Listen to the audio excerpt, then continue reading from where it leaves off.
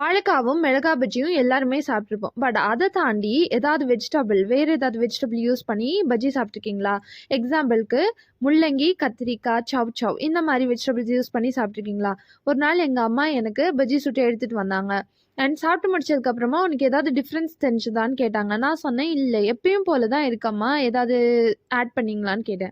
அப்படிதான் சொன்னாங்க, "இது முள்ளங்கி அண்ட் கத்திரிக்காய்ல சுட்ட பஜ்ஜி எப்படி இருந்ததுன்னு?" நான் சொன்னேன், "சூப்பரா இருக்கு. கத்திரிக்காய்ல வழுவழுப்பு தன்மையோ, இல்ல முள்ளங்கில ஒரு ஸ்மெல் வருமே, எதுவுமே இல்லாம சூப்பரா இருக்கேன்னு." அண்ட் அதுக்கு இன்னொரு மெயினான ரீசன் அவங்க கட் பண்ணியிருந்த ஷேப்பும் தான். ஓவல் ஷேப்ல அப்படியே பார்க்கறதுக்கு மீன வந்து ஸ்லைஸ் பண்ணா எப்படி இருக்கும், அந்த மாரி இருந்துச்சு. அண்ட் இந்த மாரி சாப்பிட்டனால எனக்கு கத்திரிக்காவும், முள்ளங்கியும் ரொம்ப பிடிக்க ஆரம்பிச்சது. இது கூட நாங்க எப்பயுமே லெமன் டீ குடிப்போம். அண்ட் இது எங்களோட ஃபேவரைட் ஈவினிங் டைம் ஸ்நாக்ஸா மாறிடுச்சு. நீங்க இந்த மாரி ஏதாவது நியூ வெஜிடபிள்ல பஜ்ஜி ட்ரை பண்ணியிருக்கீங்களான்னு மறக்காம கமெண்ட்ல சொல்லுங்க. பாய்.